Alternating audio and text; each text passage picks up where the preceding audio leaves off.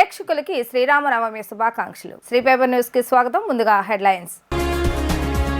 భీమవరం మేమంతా సిద్ధం సభలో పాల్గొన్న ముఖ్యమంత్రి వైఎస్ జగన్మోహన్ రెడ్డి చంద్రబాబు నాయుడు అంటే గుర్తొచ్చేవి వెన్నుపోటు మోసాలని ఆగ్రహం. సార్వత్రిక ఎన్నికల నిర్వహణకు ఏర్పాటు చేస్తామన్న ఎన్టీఆర్ జిల్లా కలెక్టర్ ఢిల్లీరావు ఈ నెల 18 నుంచి నామినేషన్ స్వీకరిస్తామని వెల్లడి. వివేక కూతురు సునీత తనపై కుట్రపూరితంగా బురద జల్లుతుందని మండిపడ్డ ఎంపీ అవినాష్ రెడ్డి. వివక్ష నేత చంద్రబాబు నాయుడు పైన జనసేనాని పవన్ కళ్యాణ్ పైన ధ్వజమెత్తారు. చంద్రబాబు నాయుడుకు తనపై చాలా కోపం ఉందని, తన గురించి మాట్లాడే సమయంలో ఆయనకు హైబీపీ వస్తుందని సీఎం అన్నారు. పశ్చిమ గోదావరి జిల్లా భీమవరంలో నిన్న నిర్వహించిన మేమంతా సిద్ధం సభకు సీఎం జగన్ హాజరయ్యారు. ఇక్కడి నుండి సెంటర్లో ఏర్పాటు చేసిన బహిరంగ సభలో ఆయన ప్రసంగిస్తూ నాకు ఏదో అవ్వాలని శాపాలు పెడుతుంటాడని, రాళ్లు విసరాలని పిలుపునిస్తుంటాడని వెల్లడించారు. నీ పేరు చెప్తే గుర్తుకు వచ్చే మంచి పథకం ఒకటైనా ఉందా అని చంద్రబాబు నాయుడును అడిగా. అందుకే నాపై ఆయనకు కోపం. చెరువులో కొంగ మాదిరిగా ఎందుకు జపం చేస్తావు అని అడగకూడని ప్రశ్న అడిగా. అందుకే ఆయనకు నాపై కోపం అని సీఎం జగన్ వివరించారు. చంద్రబాబు నాయుడు అంటే గుర్తుకొచ్చేవి వెన్నుపోటు, మోసం, దగా, కుట్రలు, అబద్ధాలు అని విమర్శించారు. ఈ చంద్రబాబు నాయుడు గారికి ఎందుకు ఇంత కోపం వస్తా ఉంది అనంటే, ఎందుకు దత్తపుత్రుడికి ఇంత కోపం వస్తా ఉంది అనంటే, ఎందుకు చంద్రబాబు బాజా బతంత్రీలకి ఇంత కోపం వస్తా ఉంది అనంటే, కారణం ఈ వర్గాలన్నింటినీ, ఈ పేదలను, నా అక్క చెల్లెమ్మలను, సామాజిక వర్గాలను, పిల్లలను, అవ్వ తాతలను, రైతన్నలను, ఈ వర్గాలన్నింటినీ కూడా నువ్వెలా ముంచావంటే చెప్పడానికి బోలెడన్ని ఉదాహరణలన్నీ కూడా కనిపిస్తాయి.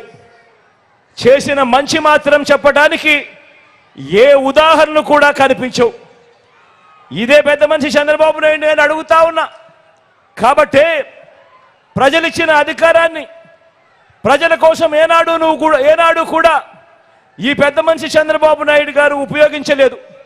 కాబట్టే ఈ 75 ఏళ్ల వయసులో కూడా కుట్రల్ని, కుతంత్రాలని, అబద్ధాలని, మోసాలని, వెన్నుపోట్లని, పొత్తుల్ని నమ్ముకొని ఈరోజు చంద్రబాబు నాయుడు గారు రాజకీయాలు చేయాల్సి వస్తూ ఉంది.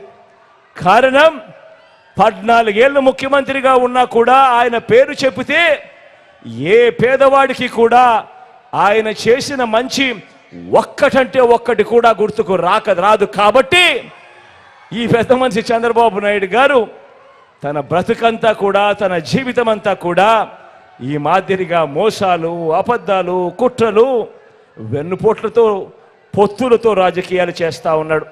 సార్వత్రిక ఎన్నికల నిర్వహణకు ఏర్పాట్లు పూర్తి చేసినట్లుగా జిల్లా ఎన్నికల అధికారి ఎన్టీఆర్ జిల్లా కలెక్టర్ ఎస్ ఢిల్లీరావు పేర్కొన్నారు. ఈ నెల 18వ తేదీ గురువారం నుంచి నామినేషన్లు స్వీకరించడానికి పార్లమెంటుకు సంబంధించి కలెక్టరేట్లో, అసెంబ్లీకి సంబంధించి నియోజకవర్గ కేంద్రాల్లో ఏర్పాట్లు పూర్తయ్యాయని ఆయన అన్నారు. ఈ మేరకు మీడియా సెంటర్లో జాయింట్ కలెక్టర్ సంపత్ కుమార్తో కలిసి మీడియాతో మాట్లాడిన కలెక్టర్ జిల్లా ఎన్నికల అధికారి ఎస్ ఢిల్లీరావు ఈ నెల 18వ తేదీ ఉదయం 11 గంటల నుండి నామినేషన్ల స్వీకరణ ప్రక్రియ ప్రారంభమవుతుందని, 25వ తేదీ మధ్యాహ్నం 3 గంటలకు నామినేషన్ల స్వీకరణ ప్రక్రియ ముగుస్తుందని తెలియజేశారు. నామినేషన్ కేంద్రాల వద్ద సీసీటీవీలు, వీడియోగ్రఫీ, పోలీస్ నోడల్ ఆఫీసర్లను ఏర్పాటు చేస్తామన్నారు. నామినేషన్లకు అభ్యర్థులకు ఇచ్చే ఫారాలు, ఓటర్ల జాబితాలు సిద్ధంగా ఉంచామన్నారు. నామినేషన్ కేంద్రంలోకి 3 వాహనాలు, అభ్యర్థితో పాటు 4 మాత్రమే అనుమతి ఇస్తామని తెలిపారు. 18 నుంచి 25వ తేదీ వరకు నామినేషన్లు స్వీకరిస్తామన్నారు. 21వ తేదీ ఆదివారం కావడంతో ఆ రోజు నామినేషన్లు స్వీకరించారని వెల్లడించారు. విజయవాడ వెస్ట్ కాన్స్టిట్యున్సీ నుంచి పోటీ చేసే అభ్యర్థులు తమ నామినేషన్లను పశ్చిమ తహసీల్దార్ కార్యాలయంలో సమర్పిస్తారని, సెంట్రల్ నియోజకవర్గ అభ్యర్థులు వీఎంసీ కమిషనర్కు తమ నామినేషన్లు అందజేస్తారని తెలియజేసిన ఆయన, ఈస్ట్ కాన్స్టిట్యున్సీ నుంచి పోటీ చేసే అభ్యర్థులు తమ నామినేషన్లు సబ్ కలెక్టర్ కార్యాలయంలో సమర్పిస్తారని వెల్లడించారు. 26న నామినేషన్లు పరిశీలన చేస్తారని, 29వ తేదీ వరకు అభ్యర్థుల నామినేషన్ల ఉపసంహరణకు అవకాశం ఇస్తామన్నారు. అనదర్ ఇంపార్టెంట్ అనేటువంటి form A and form B, మన అందరికీ ఫామ్ బి అని చాలా తెలుసు. ఫామ్ ఏ అనేటువంటిది ఒక పార్టీ ఏదైతే ఉందో, ఎవరికైతే అతను సైన్ చేసే అధికారం అధ్యక్షుడు ఇస్తారో ఆ ఫామ్ బి ఒరిజినల్ ఎప్పుడులోపు సబ్మిట్ చేయాలి అనేది. ఫామ్ బి అనేటువంటిది కూడా ఆ వ్యక్తి ఇంక్ సైన్తోనే, 2 కూడా ఇంక్ సైన్తో మనకి 18వ తారీఖు నుండి 25వ తారీఖు వరకు అనేటువంటిది నామినేషన్ తీసుకుంటాం. కాబట్టి 25వ తారీఖు 3 గంటల లోపు అనేటువంటిది ఇచ్చి తీరాలి, లేకపోతే అతని పార్టీగా కన్సిడర్ కాడు అనేది అది కూడా ప్రాపర్గా అనేటువంటిది కన్వే చేయడం జరిగింది. కొందరు ఫామ్ బి మాత్రమే తెస్తారు, ఫామ్ ఏ అనేటువంటి తీసుకురారు. సో ఫామ్ ఏని ఫామ్ బిని రెండు కూడా అంటే పార్టీ అతనికి అథరైజ్ చేసి అతను ఫామ్ బిని సైన్ చేసే అధికారము అనేది ఫామ్ ఏ. ఫామ్ బి అనేటువంటిది ఎవరికైతే ఆథరైజేషన్ ఇస్తారో ఆయన సైన్ చేసి క్యాండిడేట్కి ఇచ్చేదాన్ని ఫామ్ బి అంటాము. సో ఆ విధంగా ఫామ్ ఏ ఫామ్ బిని అనేటువంటిది ఇచ్చేటప్పుడు మీరు తీసుకోవాల్సిన ఇంక్ సైన్కి సంబంధించినటువంటి ఒరిజినల్ కాపీస్ యొక్క జాగ్రత్తలు అనేటువంటి కూడా ప్రాపర్గా చెప్పడం జరిగింది. ఇప్పుడు ఫోటో కూడా మ్యాండేటరీ అయింది కాబట్టి ప్రతి ఒక్కరూ ఏ సైజులో ఉండాలా అది 3 months ముందుగానే తీసుకోవాలనుకొని చెప్పి దానికి 2 × 2.5 సెంటీమీటర్ చెప్పి దాంట్లో తీసుకునేటప్పుడు కూడా ఇష్టం వచ్చినటువంటివి కాకుండా దానికి ఉండేటువంటి డీసెన్సీ, ఆ డకారము, ఆ పద్ధతి ఉంది. అది కూడా ఎలా చేయాలి, ఎన్ని కాపీస్ ఇవ్వాలని చెప్పడం జరిగింది. సో దానితో పాటుగా బ్యాంక్ అకౌంట్ ఓపెనింగ్ ఎక్స్క్లూజివ్గా దీని గురించి అది కూడా ఎటువంటి బ్యాంక్ అకౌంట్ ఓపెన్ చేయాలా దానికి సంబంధించింది కూడా ప్రాపర్గా ఎక్స్ప్లెయిన్ చేయడం అనేటువంటి జరిగింది.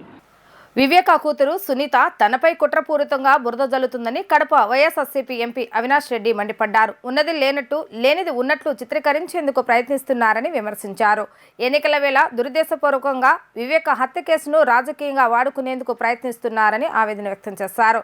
వైఎస్ వివేకానంద రెడ్డిని చంపానని దస్తగిరి స్వయంగా స్టేట్మెంట్ ఇచ్చినా ఆయన అప్రూవర్గా మార్చి కేసు నుంచి తప్పించారని ఇతరులను ఇరికించేందుకు ప్రయత్నిస్తున్నారన్నారు. చివరి 2 సంవత్సరాలు వివేకానంద రెడ్డి గారు ఎంత దుర్భరమైన జీవితం, పాపం ఎంత ఇబ్బంది పడ్డాడు ఆయన అని చెప్పి స్పష్టంగా వీళ్ళ వాంగ్మూలాలు చదివితే మీకు అర్థమవుతుంది. అసలు he was desperately waiting for some big money.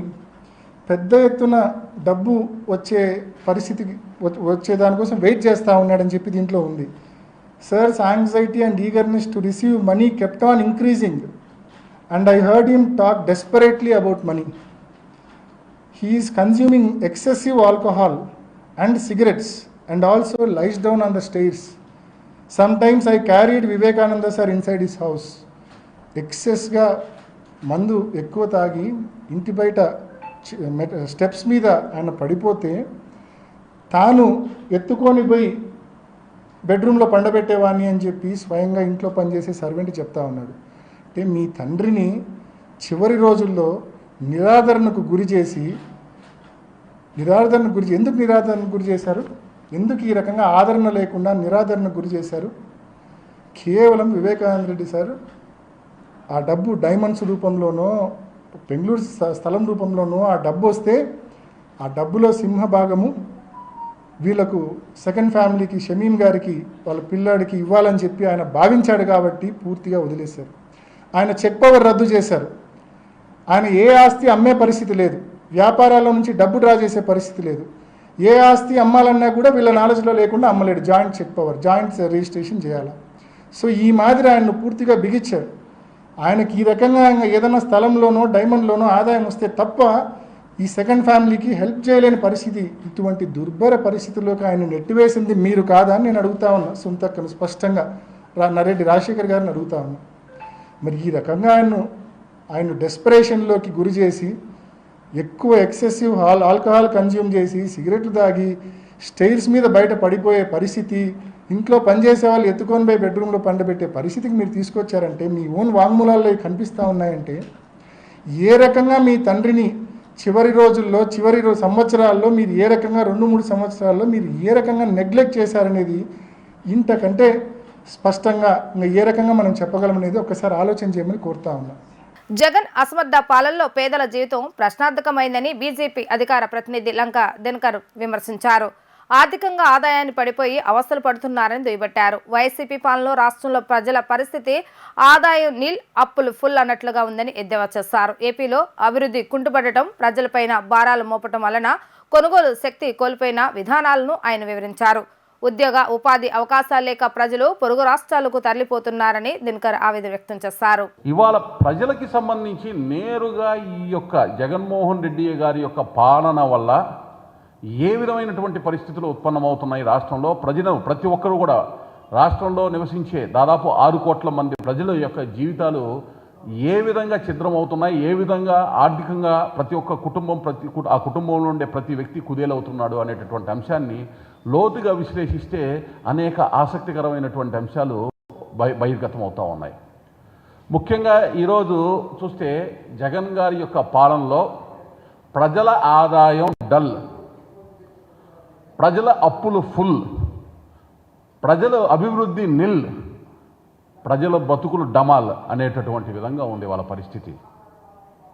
మీరు లోతుగా చూసినట్లయితే రాష్ట్రంలో ఉన్నటువంటి ప్రస్తుత పరిస్థితి, జగన్ గారి యొక్క పాలనలో రాష్ట్రంలో ఉద్యోగ ఉపాధి అవకాశాలు లేక అనేక కుటుంబాలు వారి యొక్క నిర్వహణ ఖర్చులను కూడా వాళ్ళు సంపాదించుకోలేని దుస్థితిలో ఉండి ఆదాయం చాలా డల్గా ప్రజలకి సంబంధించి కనబడతా ఉంది. అదేవిధంగా రాష్ట్రంలో ప్రజలకు వచ్చే ఆదాయం కుటుంబ ఖర్చులకి చాలక అప్పులు ఫుల్గా చేయాల్సినటువంటి పరిస్థితి దాపురిచ్చింది ప్రజలందరికీ కూడా. అదేవిధంగా గతంలో సంపాదించినటువంటి సంపాదనలో కుటుంబ నిర్వహణ ఖర్చులు పోయిన తర్వాత ప్రతి ఒక్క కుటుంబం కూడా వారు చేసినటువంటి పొదుపులో నుంచి స్థిర చరాస్తులో లేకపోతే బంగారమో ఇటువంటి వస్తువులు కొనుక్కునేటటువంటి పరిస్థితి ఉండేది. ఇవాళ వారి సంపాదన కుటుంబ ఖర్చులకే చాలనటువంటి పరిస్థితుల్లో కుటుంబాల యొక్క అభివృద్ధి నిల్ అయ్యింది అనేటటువంటి అంశాన్ని కూడా నేను మీ దృష్టికి తీసుకొస్తా ఉన్నాను. పశ్చిమ ప్రజలకు అందుబాటులో ఉండి నియోజకవర్గ అభివృద్ధికి పాటుపడతారని పశ్చిమ నియోజకవర్గ కూటమి అభ్యర్థి సుజనా చౌదరి అన్నారు. నియోజకవర్గంలో నిన్న జరిగిన మెగా ఫ్యామిలీ అభిమాన సంఘాలు అభిమానుల ఆత్మీయ సమావేశంలో ఆయన పాల్గొన్నారు. ఈ కార్యక్రమంలో ఆయన మాట్లాడుతూ వైసీపీ పాలనలో రాష్ట్రం అధోగతి పాలైందని, రాక్షస పాలన అంతమొందించేందుకు ఎంతో ఉత్సాహంగా ఉన్న మెగా ఫ్యామిలీ అభిమానుల ఉత్తేజాన్ని చూస్తే గెలిచినట్లే అనిపిస్తుందని అన్నారు. ఏ చిన్న సమస్య వచ్చినా ప్రజలకు అందుబాటులో ఉండి సమస్య పరిష్కారానికి కృషి చేస్తానని తెలిపారు. ఈ కార్యక్రమంలో మెగా ఫ్యామిలీ అభిమాన సంఘాల నాయకులు, అభిమానులు పాల్గొన్నారు. స్టార్ కి ఒక అభిమాన సంఘం పెట్టుకొని ఆ సినిమా యాక్టివిటీసే కాకుండా రాజకీయాల్లో చైతన్యంగా పరిమితి చెంది మీరు అందరూ పనిచేస్తున్నందుకు చాలా సంతోషం. అంటే ఎవరున్నా ప్రతి ఒక్కళ్ళు ఒకరిని అన్నలాగా తీసుకొని రాజకీయాల్లో గురువులాగా తీసుకోవాలి కదా. కులాల బేసిస్ కాదు అది. ఒక్కొక్కరు నమ్మకం, ఒక్కొక్కళ్ళ అభిమానం నుంచి తీసుకుంటూ వస్తారు. అందుకే నేను మొన్న కూడా సభలో చెప్పాను, పవన్ కళ్యాణ్ కొని మీరు ఆయన ఆరాధిస్తూ ఆయన ఎటు సైడ్ వెళ్తే అటు సైడ్ సపోర్ట్ చేస్తూ ఉన్నారు. నన్ను దయచేసి మీలో ఒకటిగా మీ పెద్దన్నలాగా నన్ను తీసుకొని పనిచేయండి అని అందరూ కూడా దాన్ని ఆమోదించినందుకు నా ధన్యవాదములు. సపోర్ట్ చేస్తున్నందుకు. పశ్చిమ నియోజకవర్గంలో ఇది ఆరంభమే. మనం ఒకసారి గెలిచినాక డబుల్ ఇంజన్ సర్కార్ తీసుకొచ్చినాక అందరికీ జీవన ప్రమాణాలు ఎలా పెరగాలి, ఎకనామిక్ యాక్టివిటీస్ ఎలా పెంచాలనే దాని మీద మీరందరూ సహాయం చేయండి.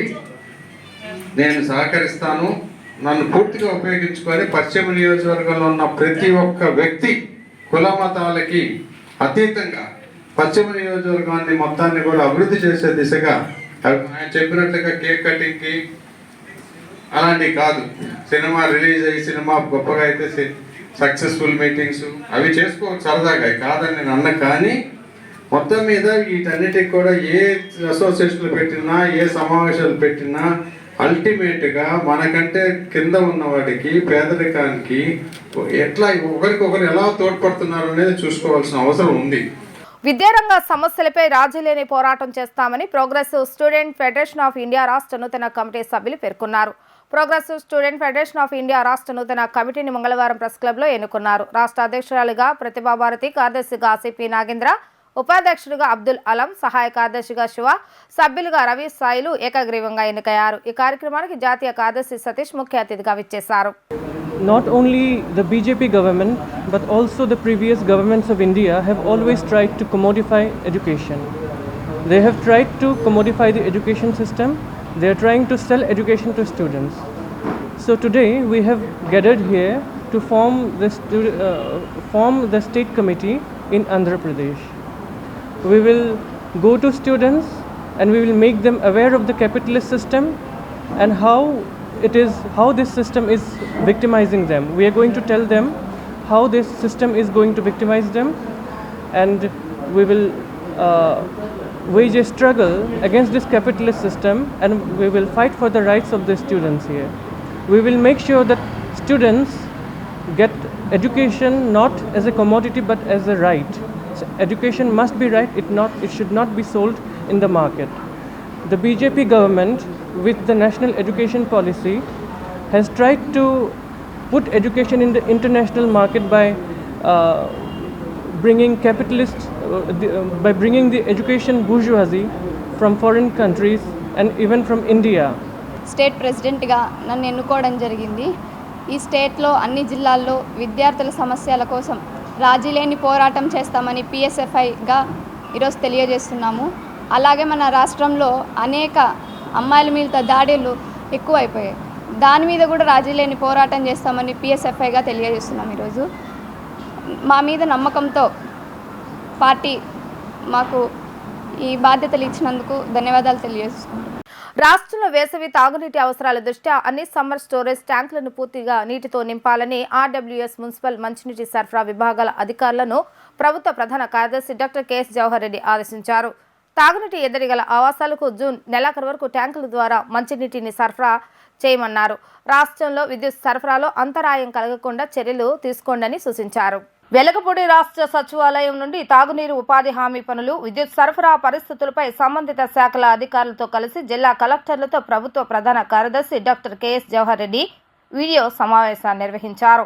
ఈ సందర్భంగా CS మాట్లాడుతూ తాగునీటి ఎద్దడి గల ఆవాసాలకు జూన్ నెలాఖరు వరకు ట్యాంకుల ద్వారా మంచినీటిని సరఫరా చేసేందుకు తగిన చర్యలు తీసుకోవాలని ఆదేశించారు. ఇందుకు సంబంధించి ఇంకా 2 జిల్లాల నుండి ప్రతిపాదనలు రావాల్సి ఉందని, అవి వస్తే రాష్ట్ర స్థాయి స్క్రీనింగ్ కమిటీ సమావేశంలో తగిన అనుమతులు జారీ చేయడం జరుగుతుందని స్పష్టం చేశారు.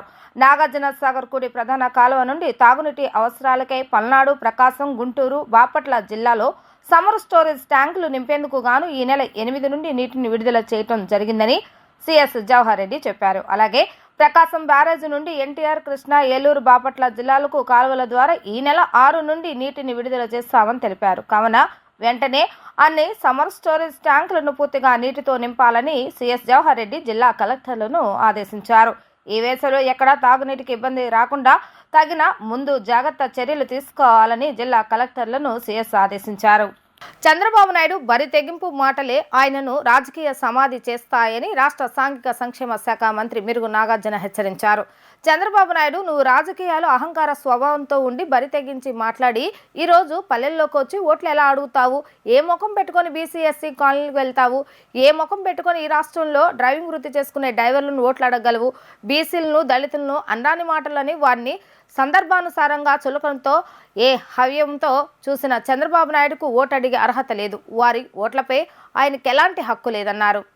కుల ప్రస్తావనలతో రాజకీయాలు చేస్తాడని, చిన్న కులాలంటే తేలిక స్వభావమని, చిన్న కులాల వాళ్ళు పైకి ఎదగటానికి అడ్డుగోడ అని ఇవన్నీ మొదటి నుంచి చెప్తానే ఉన్నాం. దానిలో అనేకం అతను రాజకీయాల్లో ముఖ్యమంత్రిగా ఉన్నప్పుడే స్వయాన దళిత కులాల్లో ఎవరైనా పుట్టాలనుకుంటారా అన్నాడు. ఆ రోజు నుంచి ఈ రోజు దాకా దాని మీద ఎక్కడా పశ్చాత్తాపం చెందరా. ఆయన మనస్తత్వం అది. బీసీల తోకలు కత్తిరిస్తా అన్నాడు, బీసీలు జడ్జీలుగా పనికిరారన్నాడు, బీసీలు అంతు చూస్తానన్నాడు. అన్నవాడు నేను తప్పు చేశానే, తప్పు అని ఎక్కడ అంటల్లా. వాడి స్వభావం అది. ఆయన జీవన విధానంలో ఇవన్నీ మర్చిపోలేని ఘట్టాలు.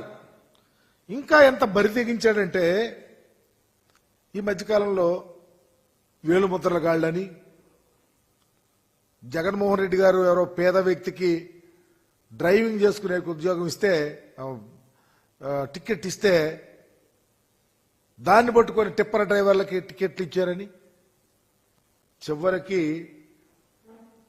కూలి జనం అంట. ఎంత దారుణం, ఎంత అహంభావం. జగన్మోహన్ రెడ్డి గారి సభలకు వచ్చేది కూలి జనం, నీ సభలకు వచ్చేది డబ్బులున్న జనమా? అంటే ఈ కూలి జనంగానే బ్రతకాలా? కూలి జనం అంటే నీకు తేలిక స్వభావమా? రేపు ఓట్లు మాత్రం వీళ్ళు ఇయ్యాలా? ఈ ఎస్సీలు, ఎస్టీలు, బీసీలు, మైనారిటీలు, ఉన్నత కులాల్లో పేదవాళ్ళు, కూలి జనం. అంటే పేదరికంలో ఉన్న ప్రతి వారిని నువ్వు తేలిక చేసి మాట్లాడి రాజకీయాలు చేయాలని నిర్ణయించుకున్నావు చంద్రబాబు. తప్పకుండా ప్రాయచిత్తం అనుభవిస్తావు. ఒక ప్రక్క జగన్మోహన్ రెడ్డి గారు పేదల పక్షపాతిగా నా ఎస్సీ, నా ఎస్టీ, నా బీసీ, నా మైనారిటీ అంటే వాళ్ళ స్థితి పెరగటానికి, ఈ యొక్క ఎస్సీల యొక్క స్థితి పెరగాలని, బీసీల యొక్క స్థితి పెరగాలని, వాళ్ళ కుటుంబాలు బాగుండాలని, వాళ్ళ జీవన విధానం బాగుండాలని, వాళ్ళ పిల్లలు మంచిగా చదువుకోవాలని, వాళ్ళు భారతదేశ వ్యవస్థలోనే ఈ ఎస్సీ, ఎస్టీ, బీసీ, మైనారిటీల యొక్క అప్లిప్మెంట్ జరగాలని ఒక గొప్ప ఆలోచనతో జగన్మోహన్ రెడ్డి గారు పనిచేస్తూ ఉంటే నీ విధంగా మాట్లాడి ఎన్నికలు వచ్చినప్పుడు నువ్వు ఇష్టం వచ్చినట్టు యాక్షన్ చేస్తావు. ఎందరో దళితుల ఉసురు పోసుకున్న దళిత ద్రోహి సీఎం జగన్ అని ఏపీ పాలిట్ బ్యూరో సభ్యులు వర్లరామయ్య, రాష్ట్ర ఎస్సీసీల అధ్యక్షుడు ఎంఎస్ రాజు, నందిగామ ఎమ్మెల్యే అభ్యర్థిని తంగిరాల సౌమ్య ఎద్దేవా చేశారు. దళితులంతా ఐక్యమై జగన్ను గద్దె దించాలని, దళితులకు మేలు కలగాలంటే చంద్రబాబు నాయుడు సీఎం కావాలని పిలుపునిచ్చారు. మైలవరంలో జరిగిన దళిత శంకారావ సభలో ఏపీ పాలిట్ బ్యూరో సభ్యుడు వర్లరామయ్య, రాష్ట్ర ఎస్సీసీల అధ్యక్షుడు ఎంఎస్ రాజు, నందిగామ ఎమ్మెల్యే అభ్యర్థిని తంగిరాల సౌమ్య పాల్గొన్నారు. ఈ సందర్భంగా వారు మాట్లాడుతూ ఎన్నికల ముందు దళితులకు అనేక మాయమాటలు చెప్పి అధికారంలోకి వచ్చిన జగన్ ఆ తర్వాత అనేక రకాలుగా చిత్రహింసలకు గురి చేశారన్నారు. ఆయనకు దళితులంటే గిట్టదని ఏనాడైనా పక్కన కూర్చోబెట్టుకున్నాడా అని ప్రశ్నించారు. జగన్ మాయమాటలు నమ్మొద్దన్నారు. యువతను, మగవారిని గంజాయికి, మద్యానికి బానిసలుగా చేసిన జగన్కు ఓట్లు అడిగే అర్హతే లేదన్నారు. మైలవరం కూటమి అభ్యర్థి వసంత వెంకట కృష్ణ ప్రసాద్, విజయవాడ పార్లమెంట్ కూటమి అభ్యర్థి కేశినేని చిన్నిని దళితులంతా ఆదరించి మంచి మెజారిటీతో గెలిపించాలని చెప్పారు. దళితులను గౌరవించేది చంద్రబాబు నాయుడు మాత్రమేనని, ఆయన్ను సీఎంగా గెలిపించుకోవాలని పిలుపునిచ్చారు. అనంతరం వసంత వెంకట కృష్ణ ప్రసాద్ మాట్లాడుతూ మైలవరం నియోజకవర్గంలోని దళితులను 5 ఏళ్ల పాటు గుండెల్లో పెట్టుకుని చూసుకున్నానని, ఇకపై కూడా అలాగే చూసుకుంటామన్నారు. ఎస్సీ సామాజిక భవనాల నిర్మాణానికి కృషి చేసినట్లుగా చెప్పారు. ఎమ్మెల్యేగా గెలిపిస్తే దళితుల అభ్యున్నతికి శక్తివంచన లేకుండా కృషి చేస్తానని హామీ ఇచ్చారు. తదనంతరం కేశినేని చిన్ని మాట్లాడుతూ చంద్రబాబు నాయుడు దళితుల అభ్యున్నతికి నిరంతరం పని చేశారన్నారు. వైసీపీ ప్రభుత్వంలో అనేక మంది దళితుల హత్యకు, దాళ్లకు గురయ్యారన్నారు. అందరిది తీసావు కదా, మా ముగ్గురిది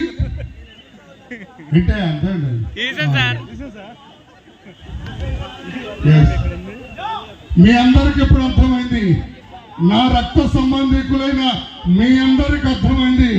మనం రేపు జరగబోయే ఎన్నికల్లో సైకిల్ గుర్తుకు ఓట్లు వేసి వీళ్ళిద్దరిని గెలిపించాలని మీ అందరికీ, మీ బిడ్డగా, మీ రక్తాన్ని పంచుకున్న వ్యక్తిగా, మీలో ఒకటిగా, మీ కులస్తుడిగా, మీలో కొంచెం వయసులో పెద్దవాడిగా, కొంచెం అన్ని తెలిసిన వాడిగా, ఏది మంచి ఏది చెడు, ఎవరు మనకు అవసరం ఎవరు మనకు అనవసరం, ఎవరు మన గురించి ఆలోచిస్తారు ఎవరు మన గురించి ఆలోచించరు, ఎవరు మన ఉన్నతిని కోరుకుంటారు ఎవరు మన ఉన్నతిని ఆక్షేపిస్తారు, ఎవరు మన అభ్యున్నతిని కోరుకుంటారో, ఎవరు మన పైకి రాకూడదని కోరుకుంటారో ఆలోచించి చెప్పే వ్యక్తిగా మీ అందరికి తెలియజేస్తున్నాను నేను. మనం అందరం కూడా తెలుగుదేశం పార్టీకి మద్దతు పలకాలి, నారా చంద్రబాబు నాయుడు గారికి మద్దతు పలకాలి, చిన్ని గారికి, వసంత వెంకట కృష్ణప్రసాద్ గారికి మద్దతు పలకాలని మీ వాడిగా, మీ బిడ్డగా మీ అందరికీ చేతులెత్తి నమస్కారం చేస్తూ తెలియజేస్తున్నాను. మరి అంబేద్కర్ ఆశయాలే నా పార్టీ సిద్ధాంతం అని చెప్పి ఆ రోజు రామారావు గారు మన పార్టీ స్థాపించారు. ఆ ఆశయాలే కొనసాగిస్తూ ఎప్పుడూ కూడా బలహీన వర్గాలకి కంటపేట వేస్తూ, ముఖ్యంగా లోక్సభ స్పీకర్ కానీ, పార్లమెంట్ స్పీకర్ కానీ, మన బాలయోగం కానీ, మరి అదే ప్రతిభా వార్త ద్వారా ఏ విధంగా బడుగు బలహీన వర్గాలకి మరి ఉన్నతి పదవులు ఇస్తారో తెలుగుదేశం పార్టీ నిరూపించిందండి. అదేవిధంగా పాదయాత్ర చేస్తూ నా ఎస్సీలు, నా ఎస్టీలు, నా బీసీలు అని చెప్పి ముద్దులు పెట్టి తలలు నిమిరి మరి మన ఓట్లు కండుకొని అధికారంలోకి వచ్చాక ఏ విధంగా మనల్ని మోసం చేశాడో, మనకు కేటాయించిన నిధుల్ని, మనకు కేటాయించిన కార్పొరేషన్ నిధుల్ని దాదాపు 27 స్కీమ్స్ రద్దు చేసి మన జీవితాన్ని బుగ్గిపాలు చేశాడు. ఇసుక అక్రమ రవాణా చేస్తున్నారని అడిగితే రాజమండ్రిలో ఒక వ్యక్తికి గుండు కొట్టించారు. వీళ్ళందరూ ఇటువంటి వ్యక్తులు ఎంతోమంది దళిత జాతిని అవమానం చేస్తున్నారు. ఇటువంటి ప్రభుత్వాన్ని మనం పారదోలాలి. ఒక్కడి గుర్తుంచుకోండి, నారా చంద్రబాబు నాయుడు గారి నందమూరి తారక రామారావు గారు తెలుగుదేశం పార్టీ పెట్టిందే బడుగు బలహీన వర్గాల కోసం. అదే పందాలో నారా చంద్రబాబు నాయుడు గారు జిఎంసి బాలయోగ గారిని వారికన్నా ఎక్కువ పదవుల్లో నుంచోబెట్టిన వ్యక్తి ఇవాళ మన నారా చంద్రబాబు నాయుడు గారు, మన తెలుగుదేశం ప్రభుత్వం. కాబట్టి ఇవాళ ఎక్కడ ఏమి జరిగినా చంద్రబాబు నాయుడు గారికి తోడుగా వల్లరామయ్య గారు ఉంటారు, నక్క ఆనందబాబు గారు ఉంటారు, లోకేష్ గారికి తోడుగా ఎంఎస్ రాజు గారు ఉంటారు. ఇటువంటి వ్యక్తుల వల్లే ఇవాళ మన పార్టీ ఈ విధంగా ఉందంటే అది దళిజాతి వల్లే అని ఘంటాపథంగా తెలియజేసుకుంటున్నాం. వార్తలు ముగించే ముందు హెడ్లైన్స్ మరొకసారి. భీమవరం మేమంతా సిద్ధం సభలో పాల్గొన్న ముఖ్యమంత్రి వైఎస్ జగన్మోహన్ రెడ్డి. చంద్రబాబు నాయుడు అంటే గుర్తొచ్చేవి వెన్నుపోటు మోసాలని ఆగ్రహం.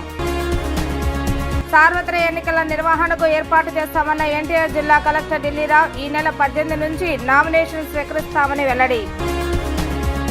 వివేక కూతురు సునీత తనపై కుట్రపూరితంగా బురద జల్లుతుందని మండిపడ్డ ఎంపీ అవినాష్ రెడ్డి. ఇవి ఈరోజు వార్తా విశేషాలు. మరలా 3 ప్రసారం వార్తలు మళ్ళీ కలుద్దాం. అంతవరకు సెలవు. నమస్కారం.